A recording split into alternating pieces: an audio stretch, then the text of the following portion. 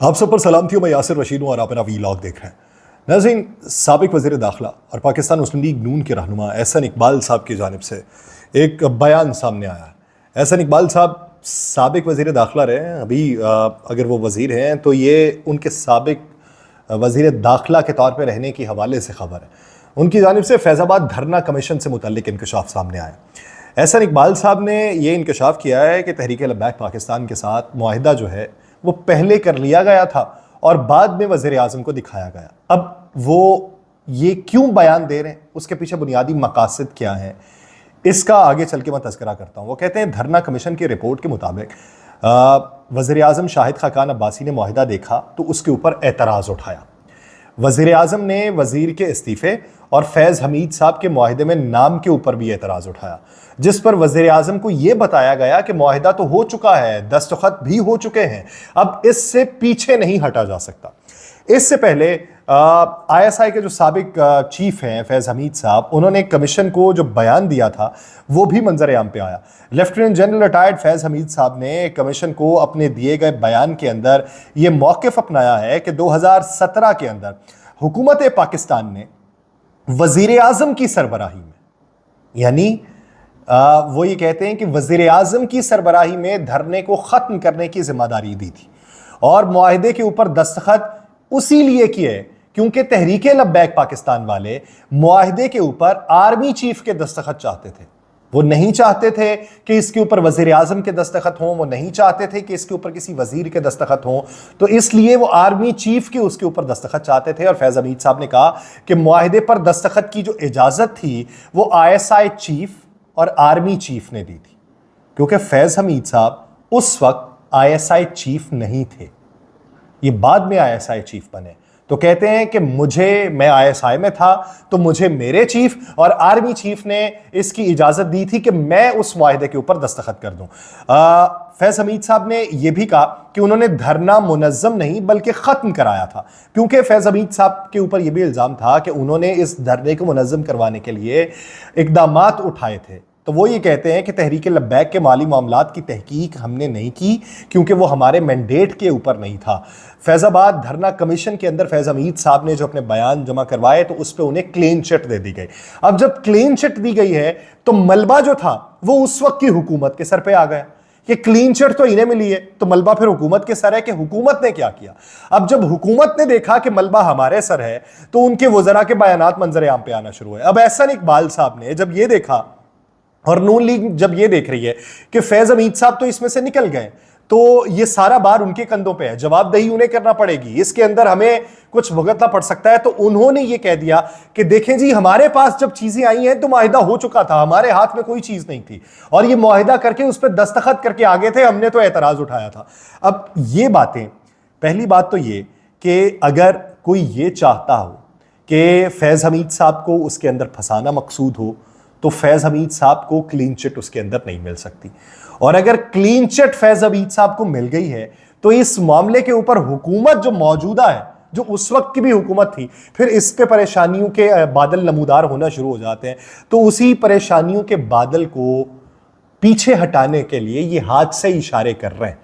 ज़बान से जो अल्फाज अदा हो रहे हैं ये हाथ के इशारों से ही मुतरादिफ हैं कि ये हाथ के इशारों से कह रहे हैं कि पीछे हट जाओ। अब देखते हैं कि इनके हाथ के इशारे में कोई हवा ऐसी आती है झोंका कि जो बादल को आगे ले जाए, या बादल इनके सर पे रहता है और परेशानियां इन पे बरसना शुरू हो जाती हैं।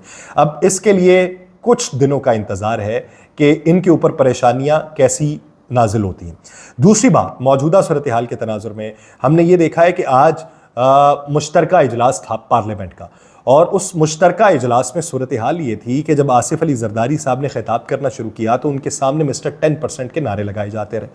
जब मिस्टर 10% के नारे उनके सामने लगाए हैं तो आसिफ अली जरदारी साहब ने कहा एक कदम हमें पीछे हटना होगा। अब उस पे कुछ चीज़ें और भी हुई आज के इजलास में, और वो चीज़ें हैरत अंगेज़ हैं, इस हद तक हैरत अंगेज़ हैं कि हुकूमत के चलने में बहुत सी रुकावटें दिखाई दे रही हैं। लेकिन उसी में इन चीज़ों को लिंक करते हैं आगे जाके, लेकिन उसी में अगर आपको एक ख़बर ये दे दूं कि इतलात ये हैं कि खान साहब के जो भांजे हसन न्याजी और मियाँ इबाद फ़ारूक जो हैं उनको जेल खाने से नामालूम मकाम पे मुंतकिल कर दिया गया।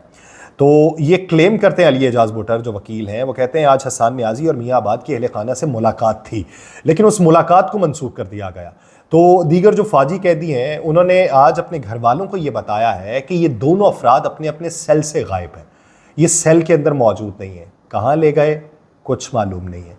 अब इस ज़मन में कि जब पाकिस्तान तहरीक इंसाफ एक तरफ, इसका तज़किरा बीच में करना इसलिए मकसूद था कि एक तरफ पाकिस्तान तहरीक इंसाफ शेर अफजल खान मरवत के कहे गए बयान पे सफाई दे रही है, दूसरी तरफ पाकिस्तान तहरीक इंसाफ पार्लियामेंट के अंदर रिटेलिएशन की पॉलिसी पे गई है, तीसरी तरफ पाकिस्तान तहरीक इंसाफ सड़कों की सियासत करना चाहती है, चौथी तरफ पाकिस्तान तहरीक इंसाफ जो अदालती सतह के ऊपर अपने केसेस को मजबूत करना चाहती है।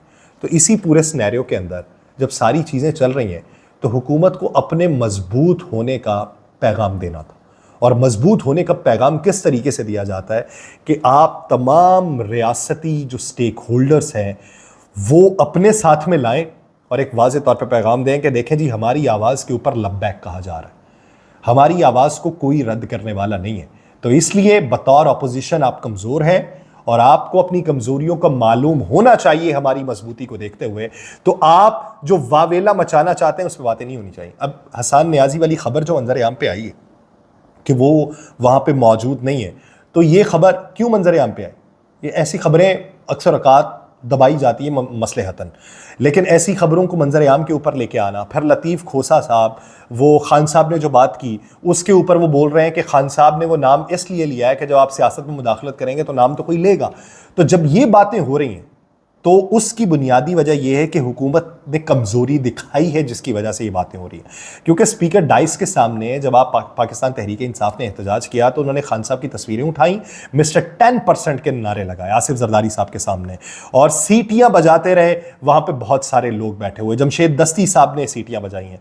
इस पार्लियामेंट के मुश्तरका इजलास के अंदर आसिफ अली जरदारी साहब ने जो उनकी तकरीर है उसके दौरान जब ये हल्ला गुल्ला हो रहा था तो सुन्नी इत्तेहाद काउंसिल के रहनुमा, क्योंकि डाइस पे जब खान साहब की तस्वीर लटकाई गई तो उमर अयूब साहब, जमशेद दस्ती साहब, अब्दुल कादिर पटेल साहब, आगा रफ़ीउल्लाह साहब, दो अफराद उधर से, दो अफराद हुकूमती बेंचेस से, इनके दरमियान बाकायदा हाथापाई हुई है, शदीद तलखी हुई है।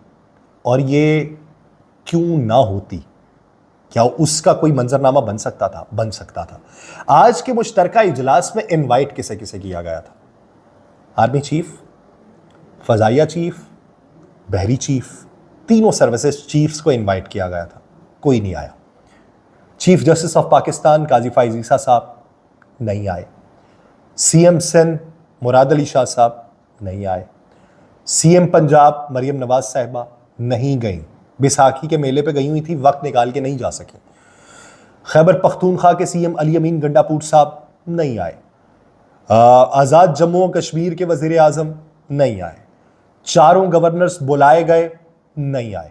जब इतने सारे आप रियासती आला ओहदेदारों को बुलाएं और बाकायदा तौर पे आपकी हुकूमत तश्कील पाने के बाद, और ऐसे वक्त के अंदर के जब सऊदी वफ्द का दौरा हुआ है और सऊदी वफ्द के दौरे के ऊपर कंट्रोवर्शियल सूरत हाल भी देखने को मिली है कि एक तरफ से शेर अफजल खान मरवत बात करते हैं तो पूरी हुकूमत उसमें कूद पड़ती है कि कैसे ये बात कर सकते हैं, और एक ऐसे वक्त में कि जब ये दो तरफा ताल्लुकात को ख़राब करने के मुतरादिफ ऐसी बात हो सकती है, जब वहां पे अपनी स्ट्रेंथ को शो करना है तो स्ट्रेंथ शो नहीं हो पाई।